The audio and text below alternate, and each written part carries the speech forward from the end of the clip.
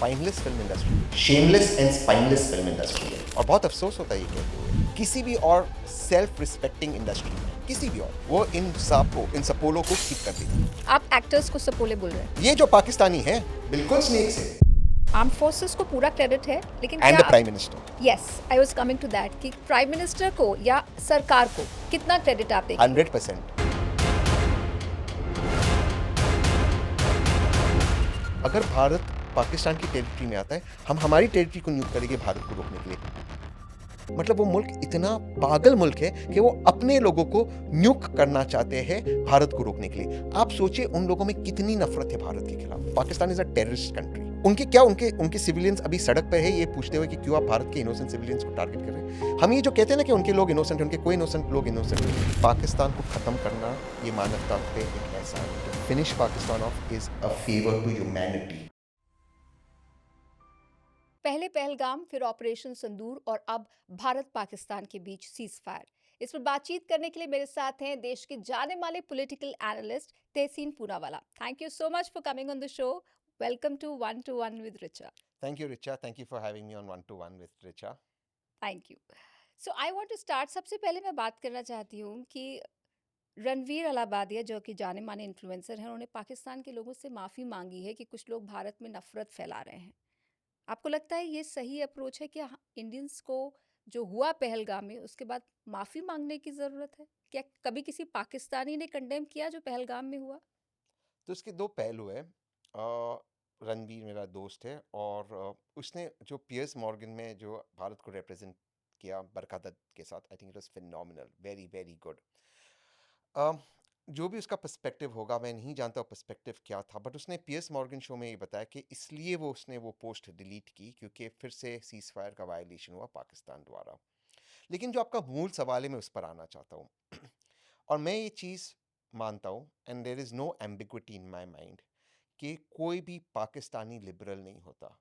अब Pakistani liberal is an oxymoron. ठीक उसी तरह जैसे एक शैतान आपको स्क्रिप्चर्स पढ़ाता है, ठीक उसी तरह जैसे ओसामा बिन लादेन शांति दूत है, ठीक उसी तरह एक पाकिस्तानी लिबरल है। कोई भी पाकिस्तानी लिबरल नहीं है। एक और बड़ी स्टेटमेंट है कि मैं ये कह रहा हूं, मुझे आप रिचा जी बता दीजिए एक पाकिस्तानी इन्फ्लुएंसर जो आसिम मुनीर को क्रिटिसाइज कर रहा है। ये सब फसाद की जड़ आसिम मुनीर का वो हेट स्पीच है। और जब हम इन्फ्लुएंसर्स की बात करते हैं तहसीन, तो मुझे फवाद खान याद आ रहे हैं, जो पाकिस्तानी नागरिक हैं, बहुत पॉपुलर हैं, इंडिया में उनकी मूवीज़ भी आती हैं। और उन्होंने ऑपरेशन सिंदूर को पाकिस्तान के ऊपर एक शेमलेस अटैक बताया है। अब चाहे फवाद खान हो, माहिरा हो, और दूसरे पाकिस्तानी हीरोइंस हों जो कि इंडिया में काम कर रही हैं, आपको लगता है कि हमारी फिल्म इंडस्ट्री में अब एक डिवाइड हो चुकी है, या हम लोग उस तरह से जवाब देते हैं जैसे पाकिस्तानी देते हैं? नहीं, स्पाइनलेस फिल्म इंडस्ट्री है, shameless and spineless film industry है। और बहुत अफसोस होता है ये कहते हुए। मैं पहले आपके उस सवाल का जवाब देता हूँ, फिर मैं हमारी फिल्म इंडस्ट्री पे आता हूँ। फवाद खान हो या बाकी कोई हो, ये यहाँ आकर पैसा कमाते हैं। हमने क्या किया? आज भी हम उनके साथ रिकॉर्डिंग करते हैं दुबई में, उनके साथ शोज़ करते हैं यूएसए, यूके, कनाडा में। क्यों उनको बॉयकॉट नहीं किया जाता? यहाँ आते, यहाँ पर प्यार पाते, इज्जत पाते, शोहरत पाते, यहाँ पे उनका एक ग्लोबल स्टैचर होता है, और उसके बाद भारत को कंडेम करते। क्या फवाद खान ने आसिम मुनीर को कंडेम किया?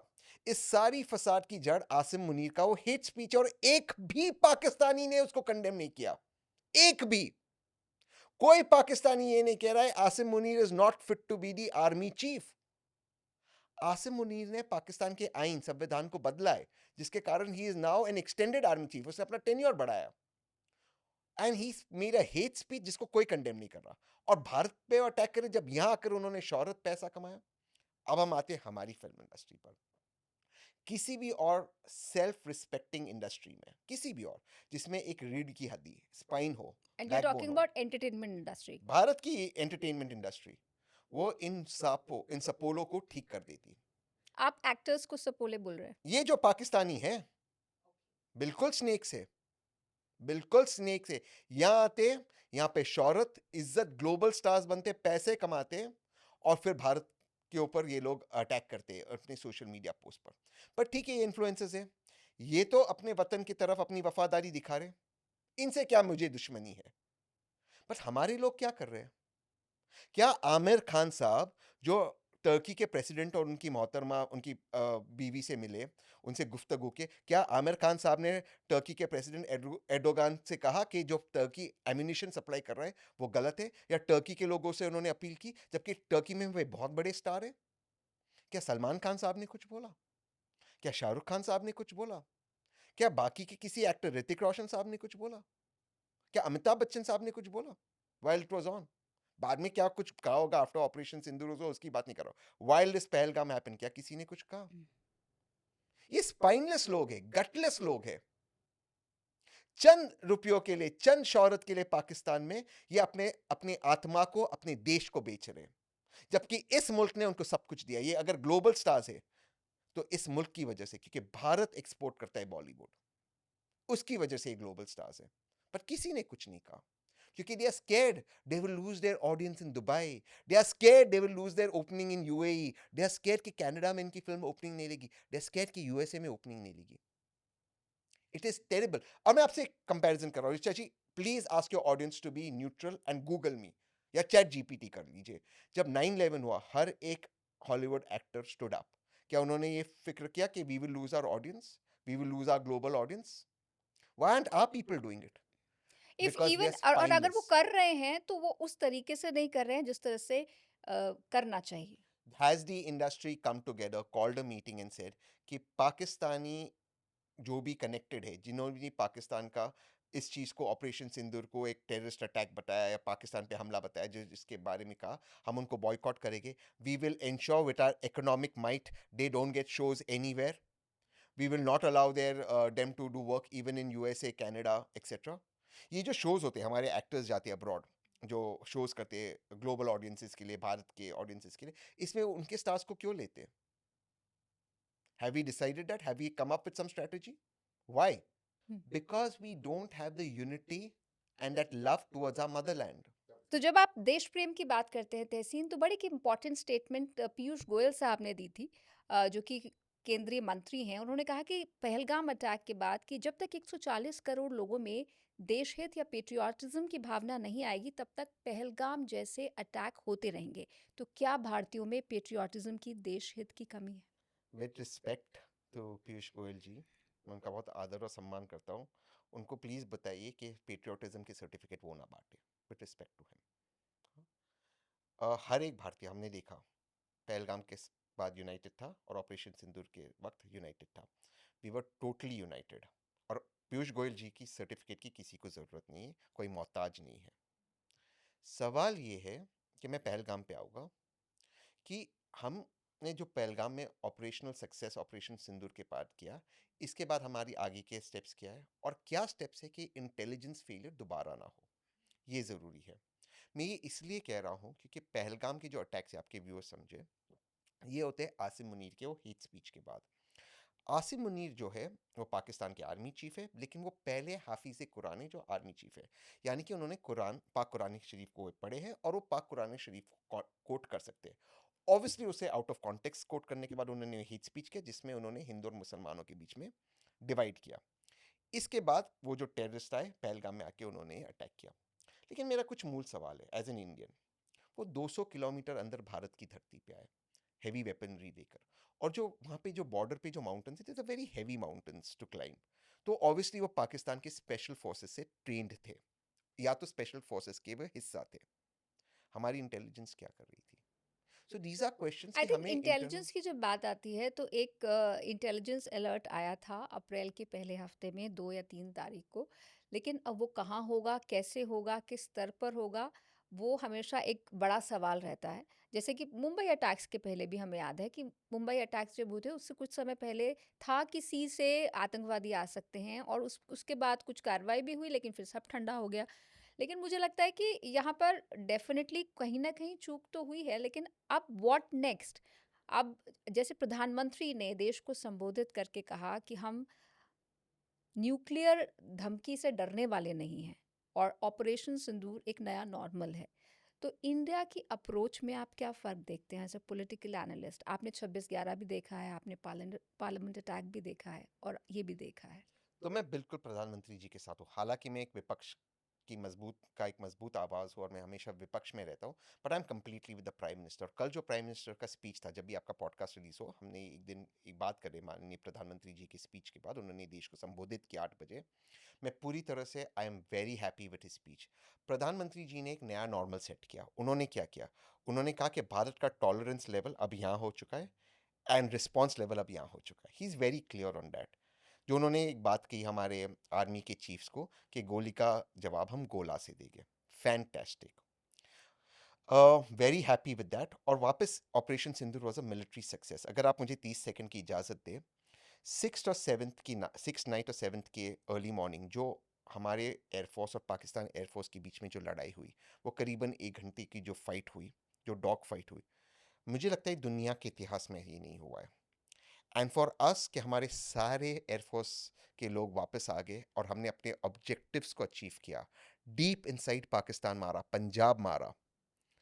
We've achieved our objectives with absolute evidence is phenomenal and not had a single casualty in that Air Force fight.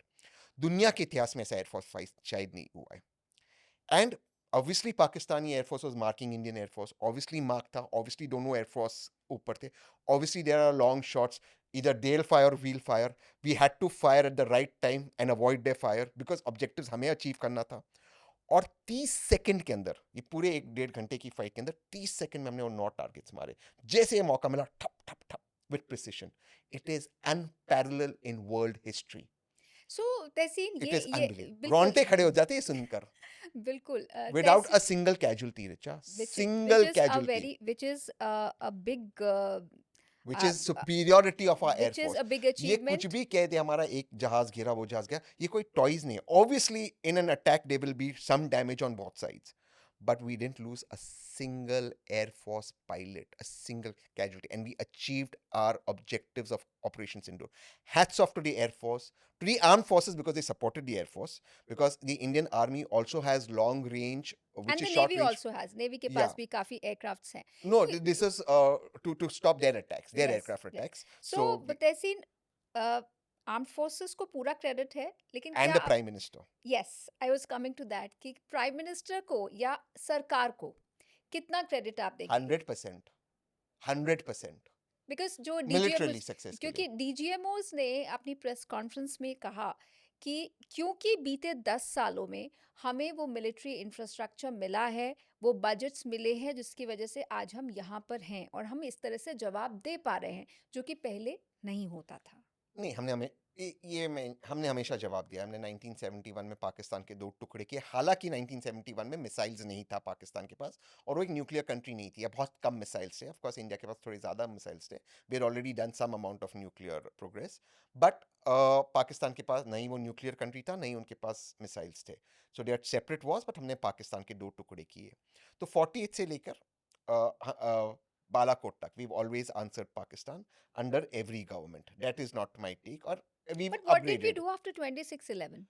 देखिए, after 2611 we isolated Pakistan diplomatically. After operation Parakrama, जब हमारे 13 दिसंबर 2001 में हमारे पार्लियामेंट पर अटैक किया, we had the highest buildup of Indian forces on the ground. उसके बाद we called him back. So we always always always responded in different ways which we thought is best in India's interest. आज hindsight में हम इसको भी criticise कर सकते हैं कि ऑपरेशन पराक्रमा में सबसे ज़्यादा भारत के कैजुअलिटीज़ हुए बिल्डअप के बाद इन पीस टाइम। ये भी हो सकता है। We did Kargil after the Lahore bus yatra. Pakistan ने हमें धोखा दिया। आगरा के बाद फिर से उन्होंने हमें धोखा दिया। सो पाकिस्तान हमेशा हमें धोखा देता है। द पॉइंट इज कि माननीय प्रधानमंत्री की लीडरशिप में हमने 2 बार हमने स्केल्स को अप किया है। That I give prime minister Modi credit. एक बालाकोट अटैक, बालाकोट में क्रॉसिंग द इंटरनेशनल बॉर्डर और जाकर बालाकोट को मारना विद प्रिसिशन, और हमारे मिग ने उनके F-16 को नीचे गिराया। अभिजीत अय्यर मित्रा ने फिर वो एक्सपोज किया, वॉज फिनोमिनल।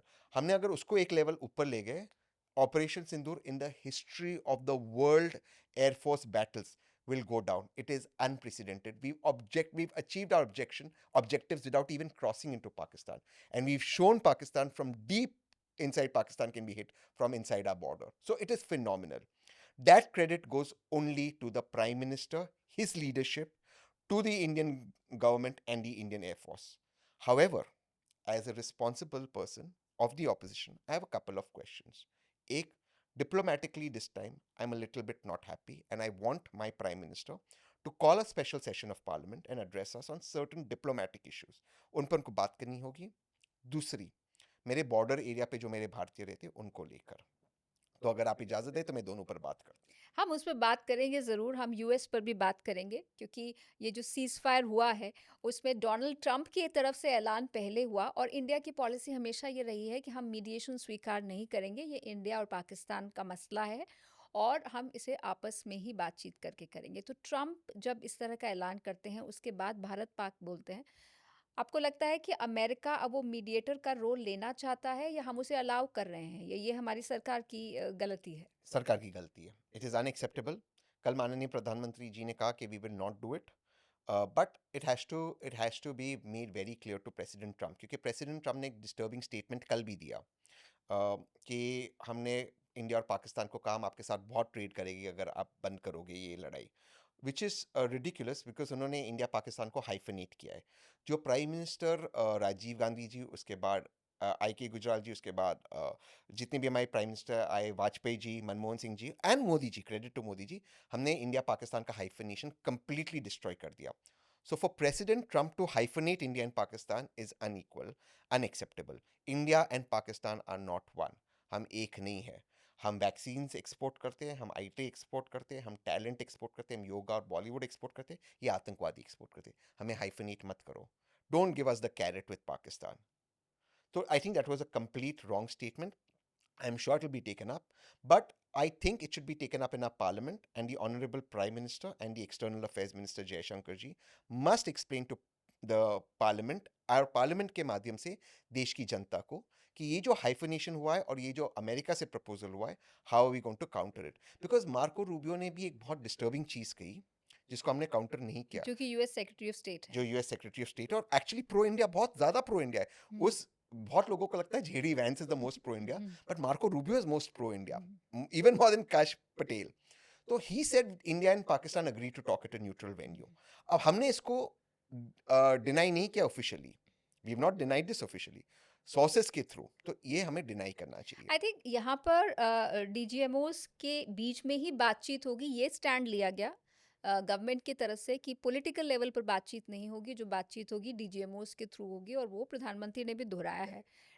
तो जब हम इंडियन एयरफोर्स के सटीक हमले की बात करते हैं तो एक बात जो कि बहुत घूम रही है लेकिन इसकी पुष्टि दोनों तरफ से कोई नहीं कर रहा है, लेकिन कुछ आशंकाएं हैं कि क्या हमारे सटीक हमलों से पाकिस्तान के न्यूक्लियर कमांड में कुछ हलचल हुई है, क्योंकि वहाँ पर अमेरिका के प्लेन्स पहुँच गए हैं, रेडिएशन का खतरा है ये देखने के लिए। आपको क्या लगता है? हलचल हुई है, there is definite fear, but India is a very responsible country. Bharat बहुत रिस्पॉन्सिबल कंट्री. और आपके दर्शकों को बता दो, इंडिया और पाकिस्तान का एक अग्रीमेंट है कि हम दोनों एक दूसरे की न्यूक्लियर फैसिलिटीज को टारगेट नहीं करेंगे चाहे वॉर हो जाए. That agreement has also stood the test of time, like the Indus water treaty जो अभी हम एबियंस में डाले, हमने उसको सस्पेंड या कैंसिल नहीं किया है. That is a very important treaty जो भारत और पाकिस्तान के बीच में, कि हम दोनों एक दूसरे और ये की. पहली बार हुआ है कि किसी भी युद्ध के ये 4 दिन का युद्ध था, हालाँकि अभी भी तनाव कम नहीं हुआ है, लेकिन इससे पहले जो बड़े-बड़े युद्ध हुए हैं इंडिया पाकिस्तान में, तब भी ये ट्रीटी बनी रही है। तो इस बार इस ट्रीटी को, इस संधि को अबेयंस में रख दिया गया है या फिर इसे सस्पेंड कर दिया गया है, ये अपने आप में बड़ी बात है। तो क्या वो जो कहावत है कि अगला विश्व युद्ध पानी के लिए होगा, क्या हम पानी को हथियार बनाकर पाकिस्तान पर दबाव बनाएँगे? इंडस वाटर ट्रीटी को एबियंस में डालना एक अच्छा कदम था भारत सरकार का. देखिए, हम इसे सस्पेंड नहीं कर सकते unilaterally. We will have to either replace it with another treaty, या हमें दोनों कंट्रीज को मिलकर उसको सस्पेंड करना होगा. वो टर्म्स और कंडीशन है, और वर्ल्ड बैंक उसमें एक मीडिएटर का रोल प्ले कर सकता है टू गेट एन आर्बिट्रेटर. बहुत सारे लोग हमें ये समझ रहे कि हम क्या कर रहे हैं इंडस वाटर ट्रीटी के लिए, तो मैं थोड़ा सा समझा दूँ. देखिए, पाकिस्तान इसके पहले से भी इंडस वाटर ट्रीटी में कोऑपरेट नहीं कर रहा था. इंडस वाटर ट्रीटी को सॉल्व करने के तीन तरीके हैं. या तो इंडिया और पाकिस्तान आपस में बातचीत करें, जो मौजूदा स्थिति में नहीं होगा। नहीं, उसके पहले की, हुँ, मैं इसके मौजूदा स्थिति की हुँ, पहले की बात हुँ, करता हूँ। तो आप आपस में हुँ। बात करें और उसको सॉल्व करें, कोई डिस्टर्बेंस हो। या तो वो वर्ल्ड बैंक के पास जाए जो एक आर्बिट्रेशन करे which is final and accepted to both, या तो वो एक न्यूट्रल आर्बिट्रेटर को ले आए जो दोनों एक्सेप्ट करे। पाकिस्तान क्या करता था, जो भी इश्यूज भारत रेज करे वो दोनों फोरम पे उठाता। कहाँ? आपस में भी बात करते हैं और आर्बिट्रेटर लाने की कोशिश करते हैं। As a result of which वो इशू सॉल्व नहीं हो रहा था। नाउ क्या हो रहा था इसकी वजह से, भारत ने एक प्रपोजल दिया कि हम इसको एक स्ट्रक्चर कर देते हैं कि पहले हम दोनों आपस में बात करते हैं, नहीं हुआ तो हम आर्बिट्रेटर के पास जाते हैं जो दोनों एक्सेप्ट करेंगे, उसका एक फॉर्मूला हो, या तो थर्ड हम आर्बिट्रेशन में वर्ल्ड बैंक एक आर्बिट्रेशन जाएगी जो उसका डिसीजन होगा, फाइनल होगा। It's a very logical thing. या आप उसका क्रोनोलॉजी चेंज कर दीजिए। पाकिस्तान उसे भी एक्सेप्ट नहीं कर रहा था। बातचीत बहुत दूर की बात है, इस क्रोनोलॉजी को भी एक्सेप्ट नहीं कर रहा था। देखिए अच्छा, अगर आपको और मुझे बात करनी है, आपके और मेरे बीच में लड़ाई है, तो या तो आप और मैं इसको बैठकर बात करें, या तो हम दोनों एक थर्ड पार्टी के पास जाए, या तो किसी एक थर्ड पार्टी को बुलाए जो किसी को अपॉइंट करे और फाइनल हो। बट क्रोनोलॉजी क्या हो, पहला उस पर तो हम अग्री करें। अगर आप उस पर भी अग्री नहीं करोगे, टर्म्स क्या होनी चाहिए उस पर एग्री करना पाकिस्तान चाहिए। उस माइनर चीज पे भी अग्री नहीं कर रहा हुँ। था। तो अब ये अबियंस में जाने से ये फायदा हो गया कि India will number one short term में, क्योंकि बहुत सारे ऐसे एनालिस्ट है हमारे देश में जो कभी कभी मुझे लगता है पाकिस्तान की तरफ से, और मैं ऑनेस्टली आश्चर्यचकित होता हूँ पढ़ते, कहते इससे क्या फायदा होगा, आप पानी को, ग्रेविटी ग्रेविटी तो पानी को नहीं रोक सकती, इस तरह की बातें करते।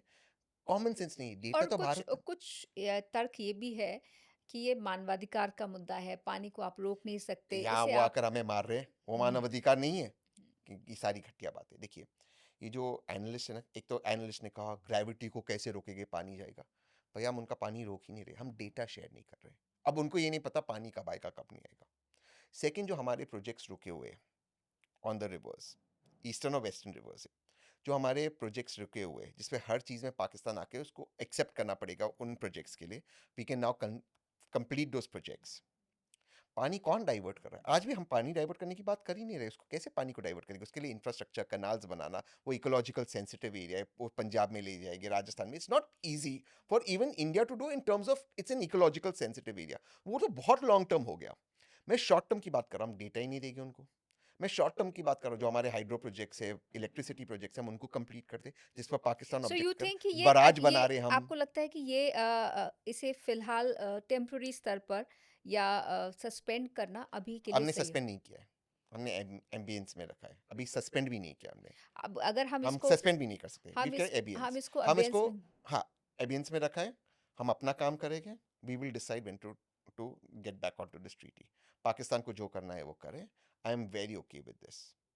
हम इसको सस्पेंड नहीं कर, हमने सस्पेंड नहीं। India has not violated a comma, a dot of the I of any treaty. We have not violated. Let ये जो, क्योंकि बहुत सारी बार हम क्या कहते हैं, हमने सस्पेंड कर दिया, हमने कैंसिल कर दिया, ये हमारे लिए ठीक है, बट सी इसके इंटरनेशनल रैमिफिकेशंस होते हैं। India has not violated a single line of the any international treaty.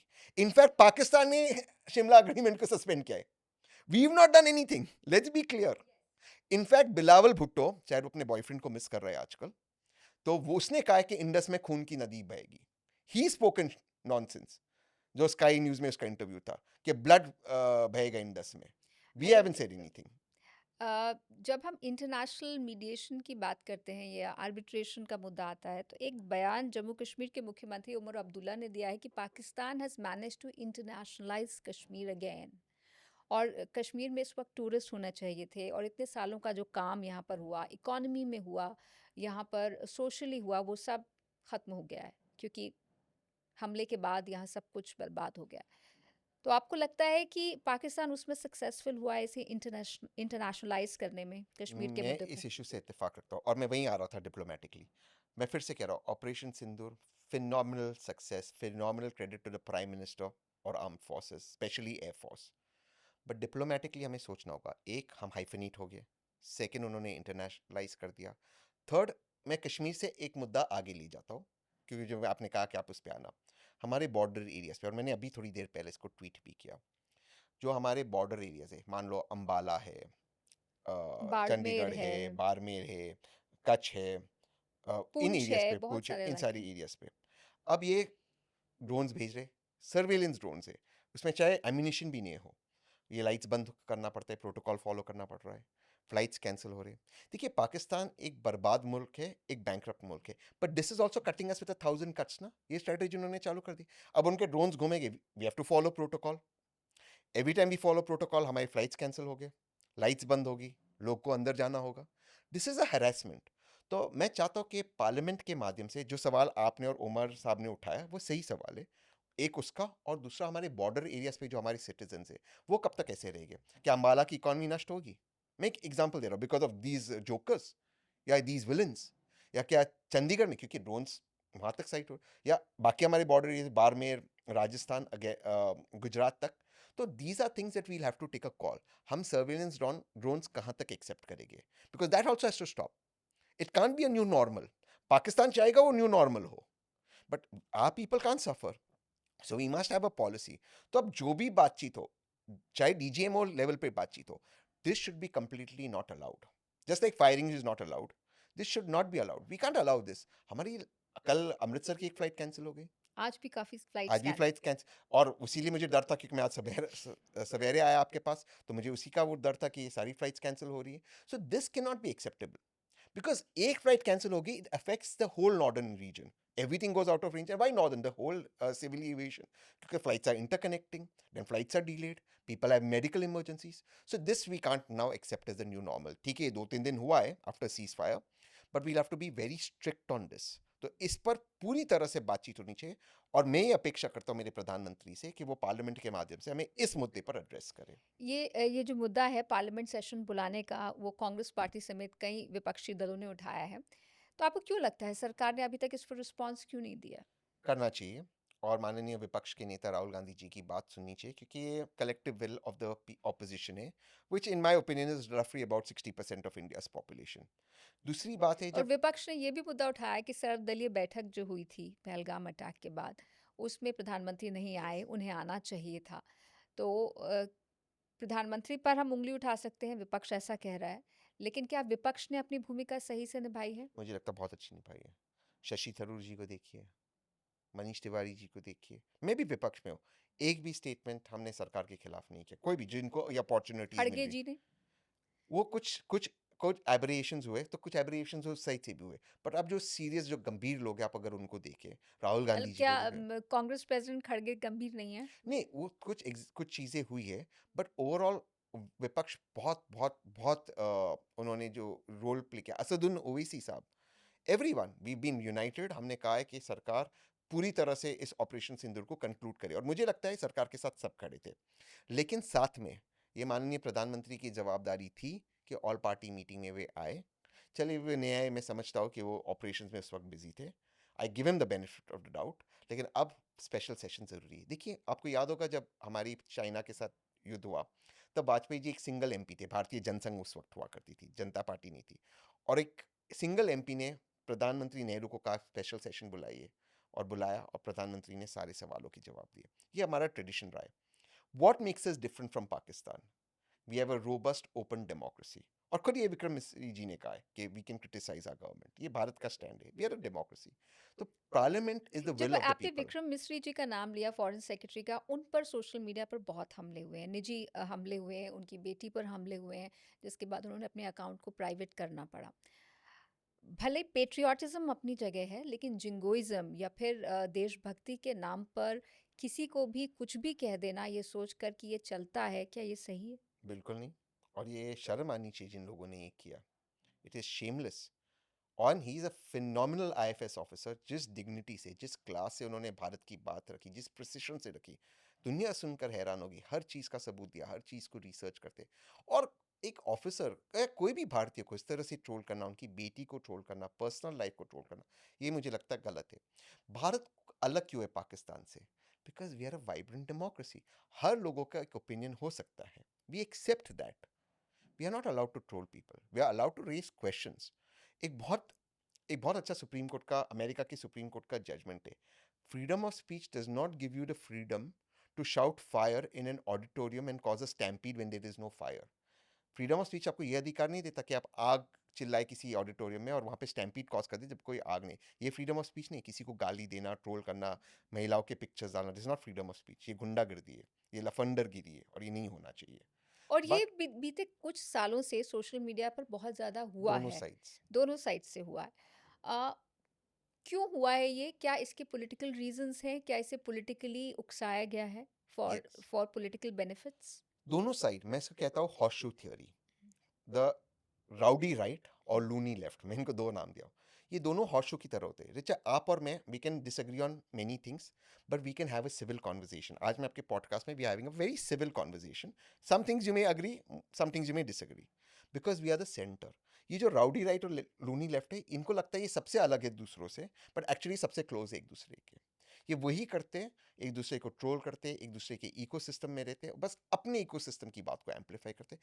इनको दूसरा पॉइंट ऑफ व्यू सोचना ही नहीं है, और कोई और अगर दूसरा पॉइंट ऑफ व्यू कहे, उसको अटैक करते।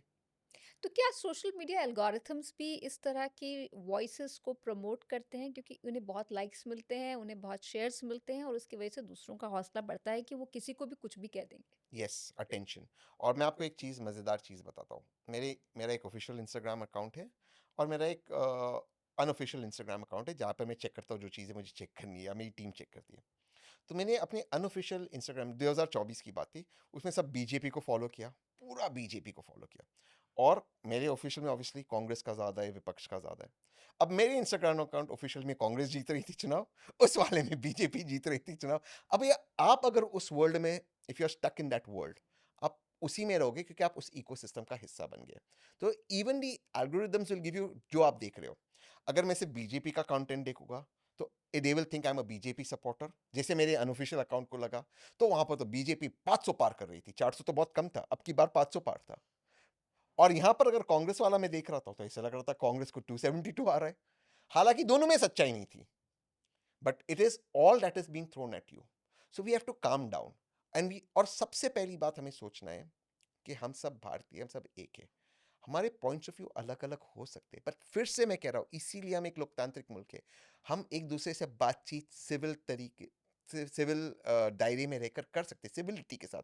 हमें एक दूसरे को गाली देना, एक दूसरे को ट्रोल करना, इसकी ज़रूरत नहीं है। कि अगर क्राइम पता चला कि ऑस्ट्रेलिया में हुआ है, किसी लड़की की अश्लील वीडियो या फेक वीडियो, या पॉलिटिशियन की, या कुछ और चीज़ अगर होगी, या financial crime, at least via AI with common laws, we can try the person there under that country's jurisdiction, and we can get some result. I think तो that's a good point and या I तो ये hope चीज the हमें, government listens. हाँ, तो India can take a lead in this. At least democratic nations, हम इसको करें आगे, हम इसको आगे करें, थोड़ा सा इसका एक कॉमन लॉ हो।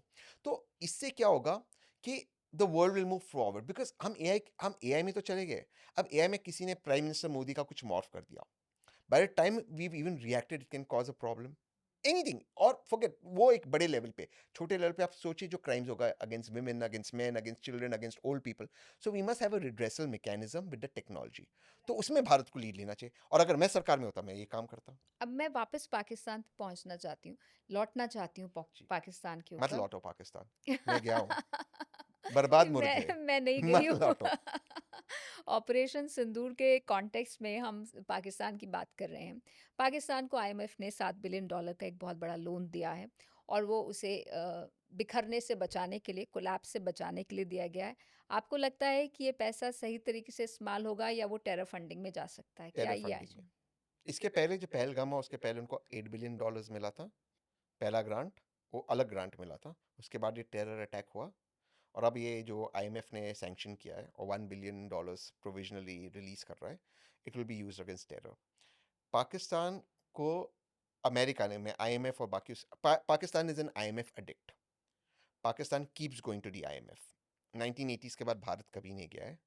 एक आईएमएफ लोन सैंक्शन हुआ था, इंडिया ने लड़ाई करते लोन सैंक्शन करवाया, बट उसको ड्रॉ नहीं किया, जस्ट टू मेक अ मुझे पॉइंट। लगता है कि पाकिस्तान कम से कम 24 बार यस, ले चुका है आईएमएफ से ग्रांट्स और loans. Yes, and it's an IMF addict. वो हर बार बैंकरप्ट होता है, फिर आईएमएफ उसको बेल आउट करता है। 80s के बाद भारत नहीं गया है। तो क्या भारत की जो इंटरनेशनल डिप्लोमेसी है, कोशिशें हैं, वो कहीं कमतर साबित हो रही हैं कि इस तरह के लोन्स और ग्रांट्स पाकिस्तान को हमेशा मिल जाते हैं और वो जो हम नकेल कसने की बात करते हैं अपनी डिप्लोमेसी से, वो नहीं हो रही? सिर्फ डिप्लोमेसी नहीं कर पाएगी। डिप्लोमेसी तो एक बहुत अहम एरिया है उसका, और मुझे लगता है वहाँ पर we should have been slightly better.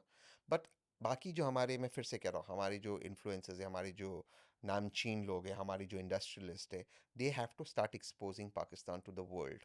Because देखिए जो बाकी वेस्टर्न कंट्रीज़ में है, वो इंटरैक्शन होता है उनके मीडिया, उनके पॉलिटिशियंस का, उनके इंडस्ट्रियलिस्ट, उनके पॉलिटिशियंस का, उनके इंडस्ट्रियलिस्ट, उनके बैंकर्स का। So we have to start influencing them as well on track to that this is what it is doing with this money. Pakistan has got more money from US than South Korea. आज South Korea का है और पाकिस्तान का है। आपको एक fun fact बता दूं, पाकिस्तान को की जीडीपी तमिलनाडु से कम है। पाकिस्तान की का जो पूरा इकोनॉमी है वो एलआईसी खरीद सकता है। एलआईसी का value is more than Pakistan. Pakistan की जो आबादी है वो 25 करोड़ है, हम 141 करोड़ हैं। तो आप साइज में देखिए, पॉपुलेशन में देखिए। हमारी एक कंपनी हम्म, एलआईसी, हमारा एक state Tamil Nadu is more than Pakistan. Hmm, Maharashtra तो बहुत दूर की बात है, तमिलनाडु की बात करता हूँ। So Pakistan is a failed nation.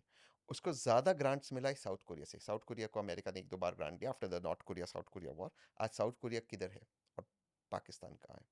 तो पाकिस्तान को ये सोचना होगा, पाकिस्तान के लोगों को ये सोचना होगा कि दोनों मुल्क सेम डे आज़ाद हुए। पाकिस्तान ऐसा क्यों है? और उसकी बहुत बड़ी वजह है the Islamisation of the army. मैं हमेशा कहता हूँ रिचा, हर देश का एक सेना होती है। पाकिस्तान सेना की एक देश है, वो है पाकिस्तान। और उनकी आर्मी उस देश को चलाती है। उनके फॉरेन इन्वेस्टमेंट बोर्ड पे आर्मी चीफ बैठते हैं। उनका उनकी क्या ज़रूरत है फॉरेन इन्वेस्टमेंट बोर्ड पे बैठने की? फॉरेन पॉलिसी उनकी आर्मी चलाती है। So I think at some point we have to call out this bluff of Pakistan कि वो डेमोक्रेसी नहीं है, वो एक आर्मी उस कंट्री को ओन करता है। और पाकिस्तान के लोगों को ये सोचना चाहिए कि कब तक वो उस आर्मी के साथ जाएगी, क्योंकि उस आर्मी ने उस देश को बर्बाद किया है। ऐसे में जब ऑपरेशन सिंदूर एक नया नॉर्मल होगा, जैसे प्रधानमंत्री ने बोला है, तो ये हमारे लिए भी एक स्वॉर्ड पर बैठे रहना जैसा नहीं है कि कब वहाँ से कुछ हो जाएगा, कब हम उसका जवाब देने के लिए तो तैयार रहेंगे, लेकिन हमारे नागरिकों के लिए ये हमेशा एक सस्पेंस में रहने वाली स्थिति है। यस, क्योंकि सोर्सेस के द्वारा फिर से मुझे इसीलिए मैं चाहता हूँ कि पार्लियामेंट सेशन हो और prime minister, home minister, defence minister और एक्सटर्नल अफेयर्स मिनिस्टर इन सवालों के स्पेसिफिक जवाब दे। अभी सोर्सेस के द्वारा कहा गया है, और आप सोर्सेस को जानते हो, कि any act of terror will be treated as an act of war. But what does that mean? क्या एक लोन आदमी अगर मान लो पठानकोट पे आके फायरिंग करता है, is that an act of terror? फिर वहाँ के कमांडर को has a right to start a war? तो we have to be very clear on what our guidelines are. ये बात ठीक है, हमने सोर्सेस के द्वारा न्यूज़ में चला दी, what is it that we have to be clear on. अब उसके अगेंस्ट मुझे कोई कहेगा, क्योंकि मैं जानता हूँ जो ये पॉडकास्ट देखेगा उनका जवाब देंगे, नहीं नहीं 9 लोगों ने प्लेन कटर्स के साथ 9/11 किया। बट 9/11 उन्होंने प्लेन कटर्स के साथ नहीं, पेपर कटर्स के साथ नहीं, उन्होंने ट्विन टावर्स में प्लेन को लिया, पेंटागन को अटैक कर रहे थे, they use the plane as a missile. So what is our, and I am not saying one is right और रॉन्ग, मैं कह रहा हूँ we have to define our doctrine and put it before the people of India, because you are right, because people of India don't deserve to be in suspense. फिर से मैं कह रहा हूँ we are a democracy, the government is duty bound to answer us. तो वो उनको जवाब देना होगा। And therefore I meant, therefore मैं थोड़ा सा डिसअपॉइंटेड था after the success of operation Sindoor. मेरा ये मानना था we should have not stop, we should have gone on 48 hours, a little bit more, at least still we should have got Pakistan की जो पहलगाम में जिन्होंने वो आतंकी जो घटना की, उन लोगों को प्रोसिक्यूट करे, वो पाकिस्तान हमारे पास दे दे उन लोगों को। दैट इज इंपॉर्टेंट, कम से कम वो जस्टिस पूरी तरह से हमें मिलना चाहिए। हमने उनके 100 टेररिस्ट को मारे, आई am very proud of it, but मेरे 28 लोगों को मारा ना उन्होंने, मारा ना, तो उनको भी जस्टिस मिलना चाहिए। So if that meant pressing it for 48 hours more, I was okay with it. मैं समझ सकता हूँ कि India was not in a was not going to fight a war, nor was Pakistan. हमारे forces move नहीं हुए थे, we didn't have a movement towards our western और border, they इंडिया didn't ने have, सिविलियंस को target नहीं किया, कभी नहीं किया। जबकि पाकिस्तान ने जब इंडिया पर वार किया तो सिविलियंस को न सिर्फ टारगेट किया, उनके रिलीजियस प्लेसेस को, दरगाहों को, मंदिरों को That's the टारगेट किया। point. पूंछ देख लो, रजौरी देख लीजिए। फिर one missile was coming on golden temple, वो हमने मिसाइल इंटरसेप्ट किया। फिर आ रहा था, फिर बाकी फिरोजपुर में आपने वो विजुअल देखा जो हमारे वो बेचारे सरदार जी को जल गया ड्रोन की वजह से, वो विजुअल पूरा वायरल हो गया। दे टारगेटेड सिविलियन प्लेसेस। देखिए मैं वही कह रहा हूँ, Pakistan is a terrorist country. उनके क्या, उनके उनके सिविलियंस अभी सड़क पर है ये पूछते हुए कि क्यों आप भारत के इनोसेंट सिविलियंस को टारगेट कर रहे हैं? हम ये जो कहते हैं ना कि उनके लोग इनोसेंट हैं, उनके कोई इनोसेंट लोग इनोसेंट नहीं है। पाकिस्तानी और भारतीय एक लोग नहीं है। और मैं आपको डेटा के साथ प्रूव कर सकता हूँ, पाकिस्तानी घटिया लोग हैं। I am very clear on it, और चाहे कुछ भी हो जाए, they are not asking that government and that army chief of this कि क्यों वहाँ पे फिरोजपुर में वो सरदार जी को जलाया गया उनके ड्रोन द्वारा, हमने उनकी सिविलियन एरियाज पे नहीं मारा weapons. So it is not one country. But when Pakistan upped the ante and we had them on the neck, we had them by the scruff of the neck, हमारे पैर उनके गले पर था, we should have pressed it little bit more. कम से कम पहलगाम के वो दो अटैकर्स को हमें प्रोसिक्यूट करना चाहिए था.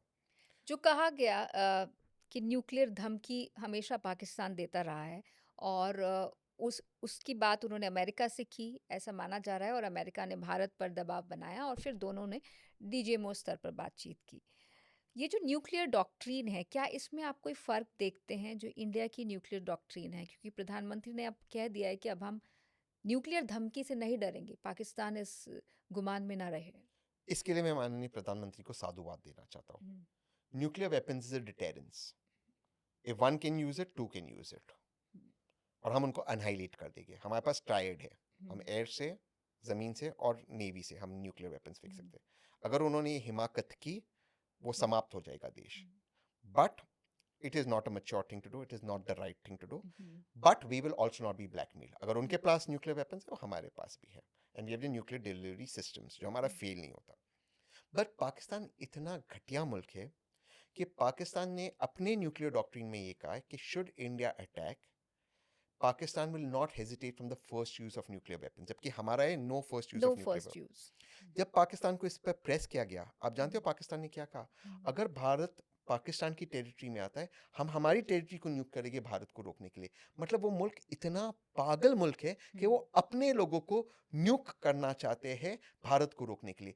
आप सोचिए उन लोगों में कितनी नफरत है भारत के खिलाफ. मैं फिर से कह रहा हूँ, बट व्हाट भारतीय अबाउट जो हम भारत पाकिस्तान के आम लोगों के बीच जो शांति के और बस यात्रा और बहुत सारे जर्नलिज्म में भी हमने पहले देखा कि दोनों देशों को करीब लाने की कोशिश की गई, बहुत पुरानी बात है, लेकिन वो कोशिशें लगता है कि बेकार है, उनका कोई फ्यूचर नहीं है। Richa, there is no liberal Pakistani. में फिर से कह रहा हूँ, अगर आप एक शैतान को कह रहे हो स्क्रिप्चर्स पढ़िए, ठीक उसी तरह एक लिबरल पाकिस्तानी होता है. पाकिस्तानी लिबरल नहीं है, पाकिस्तानी और भारतीय एक लोग नहीं है. इसको हम पहले समझ ले. कोई लिबरल पाकिस्तानी नहीं है, कोई भारत से अमन नहीं चाहता.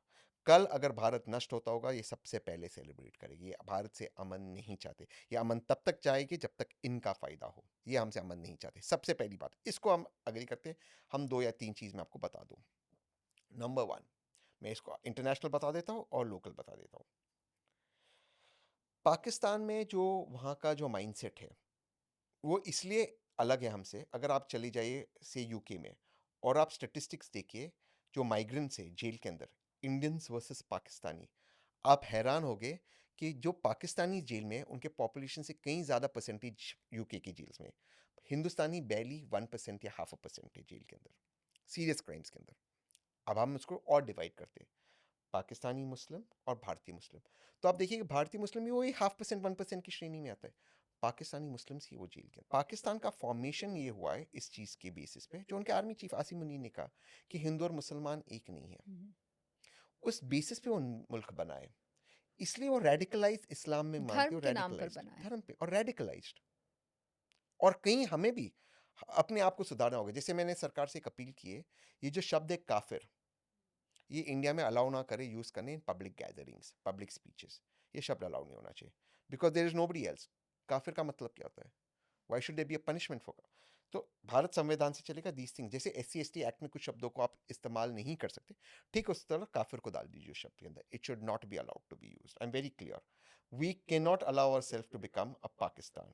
Pakistan is a failed country. और क्या मैं आपको फिर लगता है कि हमारे देश में भी रेडिकलाइजेशन कुछ हिस्सों में हुआ है जिसकी वजह से पाकिस्तान को ये कहने का मौका मिल जाता है कि भारतीय मुस्लिम सेफ नहीं है? भारतीय मुस्लिम क्या सोचता है? मैं उसका जवाब आपको दे देता हूँ. मान लो पाकिस्तान में CA जैसा एक कानून आता है, जिसमें पाकिस्तान कहता है कि भारत के मुसलमान बहुत पीड़ित है. जो मुसलमान पाकिस्तान की नागरिकता लेना चाहते, वो प्लीज़ आके लीजिए. रिचा, आप मुझे बताएं कितने मुसलमान वहाँ की नागरिकता लेंगे भारत के? कितने डरे हुए मुसलमान लेंगे? अब मान लो भारत CA में अमेंडमेंट करता है और कहता है कि पाकिस्तान के मुसलमान अलाउड है भारत में आने के लिए. क्या होगा? इसका जवाब आप भी जानते हो, मैं भी जानता हूँ, ऑडियंस भी जानते हैं, और अगर आपका शो पाकिस्तान में देखेगी वो लोग भी जानते हैं. हम तो जानते हैं जन्नत की हकीकत, लेकिन दिल को खुश रखने के लिए गालिब ये ख्याल अच्छा है। मुझे बताइए, पाकिस्तानी लोग जब थाईलैंड में रेस्टोरेंट खोलते हैं, यूके में खोलते हैं, कनाडा में खोलते हैं, उसको इंडियन रेस्टोरेंट क्यों बोलते हैं? व्हाई डोंट दे से इट्स अ पाकिस्तानी रेस्टोरेंट? क्योंकि उनको शर्म आती है। क्यों अपने आप को वो इंडियंस कहते हैं, पाकिस्तानी नहीं कहते? क्योंकि उनको शर्म आती है, क्योंकि वो जानते हैं उनके मुल्क ने कुछ अचीव नहीं किया है। ये जिंगोइज्म उसके बावजूद है। और मैं इस चीज़ को उनको सलाम करता हूँ कि इतने टेरिबल सिचुएशन में होने के बाद वो इतने लॉयल है उनके मुल्क को। ये चीज़ मैं मानता हूँ। दुश्मन की कुछ चीज़ों को मानना चाहिए। और हमारे लोग देखिए, हमारे एक्टर्स ने एक ट्वीट नहीं किया। ये हमें भी सीखना चाहिए। चाहे वो दुश्मन है, दुश्मन से सीखना चाहिए। हर दुश्मन से सीखना चाहिए। ये चीज़ मैं उनसे सीखता हूँ। आई थिंक यहाँ पर एक बहुत रेलेवेंट सवाल है, इंफॉर्मेशन वॉरफेयर। भले ही आप हार रहे हों, लेकिन दुनिया की नज़रों में हम जीत गए, हमने अपनी जीत का ढिंढोरा पीट लिया, और इस मामले में वेस्टर्न मीडिया को भी कटघरे में खड़ा किया जा रहा है। पाकिस्तानी मीडिया ने तो जो किया वो किया, उनके नेताओं ने जो किया उनकी हंसी भी उड़ी, प्रधानमंत्री की भी और उनके डिफेंस मिनिस्टर पर भी उंगली उठी। लेकिन क्या इंफॉर्मेशन वॉरफेयर में हम पिछड़ गए? यस, इसलिए मैं कोशिश कर रहा था सोशल मीडिया पे जितने भी पाकिस्तान इन्फ्लुएंसर्स हैं उनको काउंटर करूं। जैसे कि उनके एक बहुत बड़े डिफेंस एनालिस्ट ने ट्वीट किया कि ड्रोन्स आ चुके हैं दिल्ली के अंदर। तो मैंने इमीडिएटली ट्वीट किया, मैं प्राइम मिनिस्टर के घर से 5 मिनट दूर ओपन में कॉफ़ी पी रहा हूँ ब्रो, और फोटो भेजा, मतलब ब्रो कौन सा माल फूक रहे हो, भेजो वो माल इधर। और फिर मैंने एनसीबी को ट्रैक किया, हमारे नारकोटिक्स नहीं, ब्यूरो को। आपने हिना रब्बानी खान को भी हाँ, टैग किया मैंने था। ही नारा हाँ, मतलब वो क्या सोच रही थी? मतलब जैसे कि हाफ़िज़ सईद तो एकदम पाक, और दाऊद इब्राहिम तो पीस के मसीह आए। और मुझे एक भारत सरकार से ये भी दुःख है कि हमने ये जो एग्री किया ना, उसमें हम दाऊद माँग लेते हैं। दाऊद तो कम से कम भारतीय सिटीज़न है ना, वो भारतीय सिटीज़न है, उसने क्राइम भारत की धरती पे, दाऊद तो माँग लेते हैं। और पूरा विश्व जानता है वो मोइन उसका बेटा है, वो मोइन पैलेस में कराची में रहता है, संडे को क्रिकेट खेलता है, पूरा भारत जानता है, सब कुछ जानते हैं। अच्छा, मैं आपको एक इंटरेस्टिंग चीज़ बताऊँ? ये सच हुआ। ये मैंने अशोक श्रीवास्तव जी के शो पे मैंने कहा कि मौलाना मसूद अज़हर ने ये दुआ की थी ना, उनके परिजन जब वो मर गए भारत के टैक्स में, कि वो भी चाहते कि वो शहीद हो जाए, उनके लफ्ज़ों में कह रहा हूँ। तो इंशाल्लाह भारत की सेना और एयरफोर्स उनको भी अल्लाह के 72 हूरों के पास भेज दे। तो मुझे इंटरनेशनल कॉल आया, वो प्राइवेट नंबर से। अभी वो दिल्ली पुलिस से इन्वेस्टिगेट कर रही कि असूद साहब तो टेररिस्ट नहीं है, मौलाना है, ये वो। तो इट इज़ सो, उनका जो इन्फॉर्मेशन वॉरफेयर है वो किस हद तक जाते कि दूरदर्शन पे किसी ने क्या बोला, इंस्टाग्राम पे क्या बोला, वो उस हद तक वो उसको मॉनिटर करते हैं। कहने का अर्थ ये है कि आपने बिल्कुल सही सवाल पूछा। ये सिर्फ मिलिट्री वॉरफेयर, डिप्लोमेटिक वॉरफेयर में तो हम जीत जाएंगे, इकोनॉमिक वॉरफेयर में, पर एक नया वॉरफेयर है इंफॉर्मेशन वॉरफेयर। इसमें मुझे लगता है भारत को थोड़ा सा अपनी गेम को अप करना होगा। क्योंकि इनके पास ये क्या है, इनके पास समय है, कुछ है नहीं करने को, तो सारा दिन बकवास करते हैं इनकी सोशल मीडिया पर, वो फैल जाता है narrative. It is our duty as Indians to counter it. मतलब वो कह रहा है कि ड्रोन से ऊपर, हम्म। मतलब दिल्ली के ऊपर, मतलब 70% और इलेक्ट्रिसिटी एक भारत तरफ की वो चल रही एडमिट भी कर रहे हैं कि हाँ, we have done all the dirty work.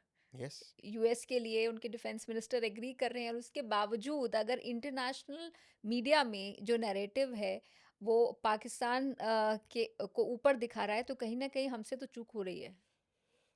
With joker like Khawaja Asif, जिन्होंने ये भी कहा कि सबूत बताए, तो उन्होंने कहा कि सोशल मीडिया पर है।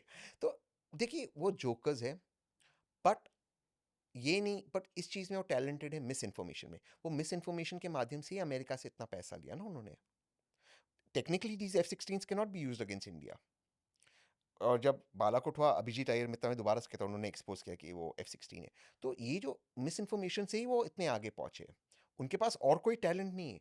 तो we are in a game के we have to bust the information in real time, और वो बहुत ज़रूरी है भारत के लिए। और वर्तमान सरकार को इस तरह के इन्फ्लुएंसर्स लोगों को आगे करते, उनके साथ इंफॉर्मेशन रियल टाइम में शेयर करते, ताकि we counter this propaganda and we come on tops.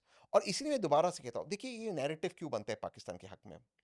एक तो हमारी डिप्लोमेसी काम करेगी, हमारी आर्मी काम करेगी, पर उनकी जो इन्फ्लुएंसर्स है, उनकी जो एक्टर्स है, बिजनेसमैन है, वो जब आकर बात करते हैं उनके मुल्क के लिए, तो बाकी लोगों को जो उनसे इन्फ्लुएंस है वो थोड़ा सा कन्विंस होते हैं। हमारे लोग ये नहीं करते। तो we have to now be in the forefront. ये भी एक बैटल है, ये तो लड़ाई फिर हमें लड़नी है। तो फिर जब पीयूष गोयल ये कहते हैं कि 140 करोड़ लोग देश प्रेम नहीं दिखाते और जब तक नहीं दिखाएंगे पहलगाम जैसे हमले होते रहेंगे, तो वो क्या गलत कह रहे हैं? नहीं नहीं, पहलगाम जैसा हमला इसलिए नहीं होता क्योंकि कोई ओवैसी भारत को प्यार नहीं करता, मैं ओवैसी का नाम ज़बरदस्ती ले रहा हूँ, या कोई सलमान भारत को प्यार नहीं करता, या कोई राहुल भारत को प्यार नहीं करता। जैसे आप हाँ, कह रहे हैं कि आपको इंडिया के लिए बैटिंग करनी चाहिए, चाहे इर्रिस्पेक्टिव ऑफ योर रिलीजन। आप किसी भी समुदाय रिलीजन, से जेंडर, हो, कास्ट। आप किसी भी समुदाय से हो, आप किसी भी इंडस्ट्री के हो, आप किसी भी तरीके का काम करते हो, पर आपको देश के लिए बोलना चाहिए। आप यही कह रहे हैं, राइट? तो अगर उस संदर्भ में हम पीयूष गोयल के बयान को देखें तो कुछ गलत नहीं है? गलत है, क्योंकि Pahalgam did not happen because somebody did not like the country. वो इसलिए नहीं हुआ। पहलगाम के बाद भारत ने अपना रिएक्शन दिखाया। भारत पूरी तरह से यूनाइटेड था, ग्रीफ में था। हर एक व्यक्ति को ये गलत लगा, चाहे वो जम्मू एंड कश्मीर में हो, चाहे कन्याकुमारी में हो, चाहे वो मणिपुर में हो, चाहे वो गुजरात में हो, मुंबई में हो। हर एक भारतीय को लगा कि जिस तरह से आईडीज चेक की गई, कलमा पढ़वाया गया, जिस तरह से पैंट्स खोल कर देखा गया, इट वॉज रॉन्ग और हमें बदला लेना है।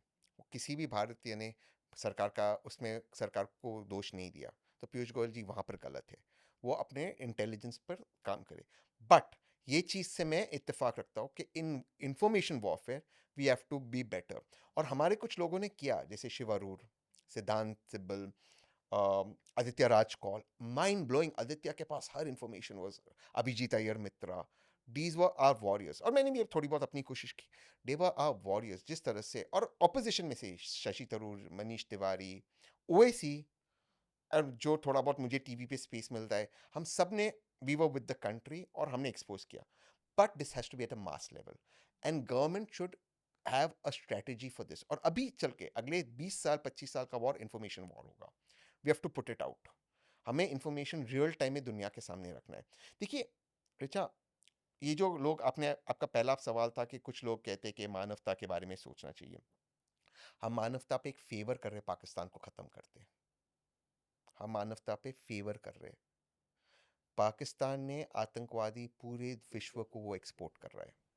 और वी ये आर कोई डूइंग, नई बात ये नहीं है। कोई नई बात नहीं, वी आर डूइंग अ दुनिया फेवर। जानती है, अमेरिका जानता है, हर कोई जानता है, यूएन जानता है, पर उसके बावजूद पाकिस्तान को लोन मिलते हैं, उसके बावजूद पाकिस्तान को बेलआउट्स मिलते हैं, हथियार मिलते हैं, F-16s मिलते हैं, चाइना मदद करता है और वो इंडिया को आंखें भी दिखाता है। मेरी बात को आप हम्म, नोट हम्म, कीजिए, मैं इसको हिंदी में कहूँगा और हम्म। अंग्रेजी में इसका अनुवाद करूँगा, ताकि दुनिया भर में से, पाकिस्तान को ख़त्म करना ये मानवता पे एक एहसान है। To finish Pakistan off is a favour to humanity.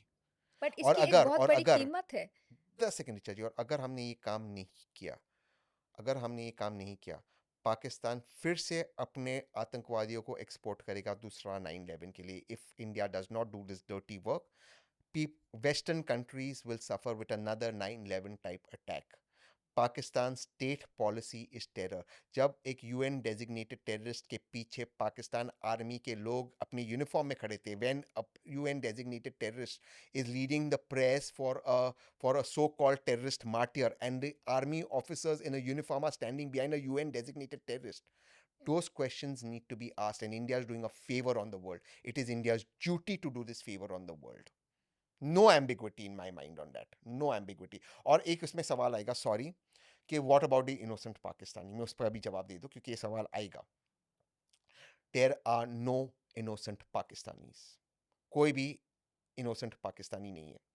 जब 9/11 हुए, वो 11 12 19 20 लोग थे, उन्होंने अमेरिका को अपने नीस पे लाया। Most of the Muslims in America नहीं चाहते थे कि 9/11 हो, बट वो इरेलीवेंट थे। जब हिटलर जेनोसाइड कर रहा था जूस का, मोस्ट ऑफ द जर्मन्स नहीं चाहते थे कि वो जेनोसाइड हो, बट वो इरेलीवेंट थे।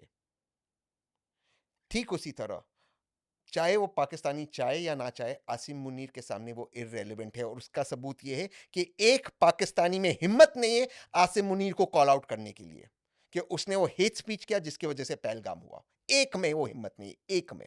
So they are fucking irrelevant. And I'm saying this in English because it must go to the global audience. When 9/11 happened, 1920 people conducted it. America was brought to the knees. Majority of the Muslims did not want it, but they were irrelevant. When Hitler did the genocide of Jews, majority of the Germans may not have wanted it or did not want it, but they were irrelevant. Not one Pakistani has called out Asim Muni's hate speech. That shows they are irrelevant in the larger context of the thing. And if India does not do this noble deed of eliminating Pakistan terrorists, these terrorists who are today on India's head will tomorrow attack the Western world. Make no mistake about it. तो अगर हम कहें तो operation सिंदूर में भले ही अभी थोड़ी शांति है, लेकिन आपकी राय में इसे बढ़ाना चाहिए और जो आतंकवाद की जड़ें हैं, उन्हें ख़त्म करना चाहिए। यही कह रहे हैं आप? मैं चाहता हूं कि पाकिस्तान पूरी तरह से एलिमिनेट हो जाए, उसके 3-4 टुकड़े हो जाए, एक बलूचिस्तान आज़ाद हो जाए, बाकी उसको जो करना है करे। I am not in the favor of Pakistan continuing to do what it's doing. और the second thing to it is कि बलूचिस्तान के लोग भी आज़ादी चाहते हैं। पाकिस्तान का शायद इकोनॉमिक प्रोग्रेस इससे हो जाए कि वो देश टूट जाए, जो बाकी कुछ सेंसिबल इस हिस्से वो भारत के साथ कोऑपरेट करते आगे बढ़े। आई थिंक वो ज़रूरी है पाकिस्तान के लिए। बट मोर इम्पोर्टेंटली वो एक बहुत long term objective, short term में जो टेरर कैंप्स है और उनकी पर आर्मी को डिसमेंटल करना होगा। बहुत सारे लोगों का ये भी सोचना है कि वॉर किसी के हक में नहीं है। भले इंडिया ने बड़ी कीमत चुकाई है और जवाब भी दिया है, पाकिस्तान को सबक भी सिखाया है, लेकिन अगर हम एक इकोनॉमिक सुपर पावर बनना चाहते हैं, तो हमारे लिए ये सही नहीं है कि हम अपनी एनर्जी और पैसा वॉर में ज़ाया करें। ये ठीक है, ऐसा बहुत लोगों का सोचना मैं है। ये हुँ। बात को मैं रिस्पेक्ट करता हूँ। चेतन भगत ने भी ये ट्वीट किया था, मैंने उसको रिप्लाई दिया। मैं बहुत साफ शब्दों में समझाता हूँ। थोड़ा सा ये अगर सेक्सिस्ट लगे, मैं माफ़ी चाहता हूँ, मैं बिल्कुल सेक्सिस्ट है, but I am gonna use it local language. कोई अगर आपके घर में आके आपकी बीवी को छेड़े, आपके बच्चे को थप्पड़ मारे क्योंकि वो भिखारी है, और आपके पास फ्लैट है, बंगला है, तो आपके पास ज्यादा है हारने को, तो सॉरी, आप वो पति कहलाने के, बाप कहलाने के लायक नहीं हो। ठीक है, उसको ठोकना। वो आपके घर में घुसते मारे, वो पहलगाम में घुसकर आपके आईडी चेक की, कलमा बुलवाए, आपका पैंट खोला। अगर आप नहीं ठोकोगे तो I am sorry, you are letting down our brave armed forces. And I am not saying this in a sexist way, please don't take it wrong. अगर कोई स्ट्रीट अर्चिन मेरे घर में आता है और मेरे घर में आके हंगामा करते हैं, मेरी माँ को भला बुला करता है, क्योंकि I have more to lose, I keep quiet. ये किसने सिखाया भाई? उसको घर के बाहर तो निकालो का धक्का मारते। So I am sorry, specially when I am stronger. So if there is a price to pay, there is a price to pay, that is a and national India resort. Should pay is what you think? I would think there should be no war. हुँ, मैं चाहता हूं कि पाकिस्तान की आवाम revolt करे, आसिम मुनीर को हटाए। वहां के सबसे पॉपुलर व्यक्ति इस वक्त इमरान खान है, जो कि जेल में है। जो कि जेल में है। बट फैक्ट है, and I don't like Imran Khan, but fact is he is in jail. Fact is जो भी हुआ, फ्री एयर फेयर इलेक्शन हो और वहाँ की आवाम उनका देश चलाए, मुझे उनसे कोई लेना देना नहीं है। बट अगर वो मेरे घर में घुसे तो गोली का बदला मैं गोला से दूंगा। I am sorry, then I can not think of an economic price. अगर आपको लगता है कि वो आपको आपके घर में आके आपकी बीवी को छेड़ेगा, आपकी माँ को कुछ बोलेगा, और आप चुप बैठोगे क्योंकि आपके पास फ्लैट है, आपका फ्लैट में नुकसान होगा, I am sorry, that's not the right way to. Thank you so much Tahseen, इतने सारे मुद्दों पर ऑपरेशन सिंदूर और इससे जुड़े मामलों पर बातचीत करने के लिए और अपनी बेबाक राय देने के लिए, जिसके लिए आप जाने जाते हैं। अ, मुझे उम्मीद है कि ये बातचीत लोगों को पसंद आएगी और अगर आपको ये बातचीत अच्छी लगी तो ज़रूर इसे शेयर कीजिएगा। अ, ये बात इंडिया के हित की है, देश हित की है और हमें अपनी बात को मजबूती से रखना चाहिए। जैसे कि तहसीन भी कह रहे हैं कि ये इंफॉर्मेशन वॉरफेयर का ज़माना है। So if you are with the country, speak up. Thank you so much for watching and do share and subscribe this podcast.